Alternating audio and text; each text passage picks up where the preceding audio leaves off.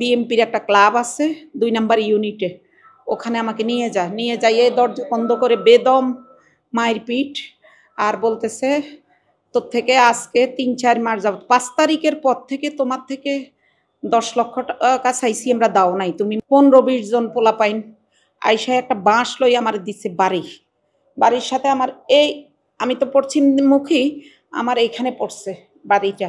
পড়ার সাথে সাথে আমি এভাবে কাত হয়ে গেলাম। আমি রিক্সাতে করে সোজা বাসার দিকে আসব।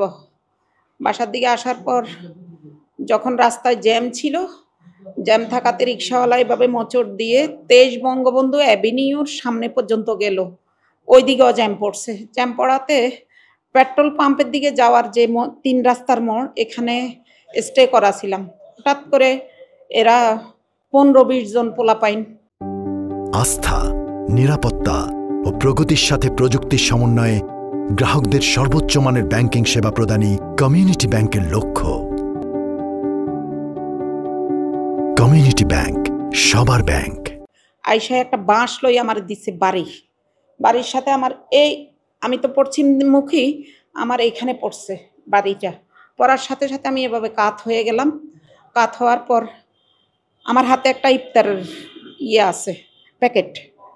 তো আমি কাত হয়ে যাওয়ার পর এরা আমাকে টানা হিচড়া করে, এদের বিএমপির একটা ক্লাব আছে ২ নম্বর ইউনিটে, ওখানে আমাকে নিয়ে যাইয়ে দরজা বন্ধ করে বেদম মায়ের পিঠ আর বলতেছে তোর থেকে আজকে ৩-৪ মাস যাবত ৫ তারিখের পর থেকে তোমার থেকে ১০ লক্ষ টাকা চাইছি, আমরা দাও নাই। তুমি দিবা আমাদেরকে।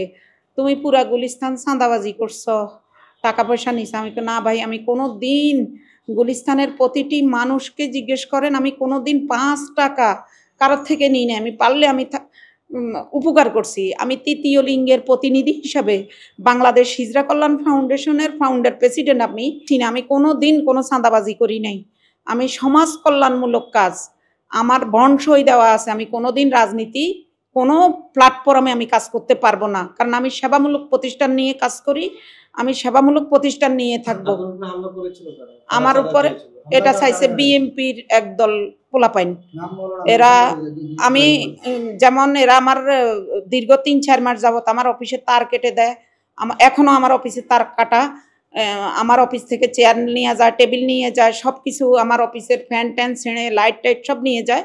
ওরা বলতেছে আমরা বিএমপি, আমরা সবাই মিলে আওয়ামী লীগের পিড়াই দৌড়াইছি, তোরা দৌড়ামু। তুমি যদি আমাদেরকে টাকা পয়সা দিয়ে থাকতে পারো, এইখানে আর তুমি অফিস করতে পারবা না। আমি তো কেন, আমি তো তৃতীয় লিঙ্গ নিয়ে সমাজসেবামূলক প্রতিষ্ঠান, আমি কেন থাকতে পারবো না ভাই? আমি তো কোনো রাজনীতির সাথে জড়িত নাই। আমি গুলিস্তানে কারো থেকে কারো কোনো ক্ষতি করি নাই কোনোদিন। কিন্তু আমাকে কেন তোমরা আঘাত করতেছো?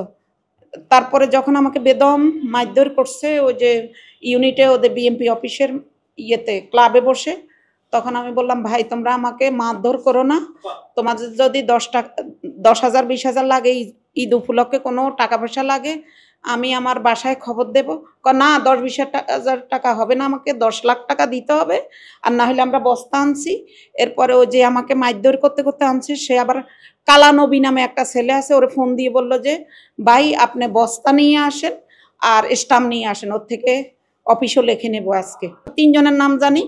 একজন হলো নবীউল্লাহ নবী, আরেকজন হলো সবুজ, আরেকজন হলো সুমন, আর অজ্ঞাত ১৫-২০ জন তো আছে। তার মধ্যে পল্টন থানার আন্ডার, ওর এখনো থানাতে অ্যারেস্ট।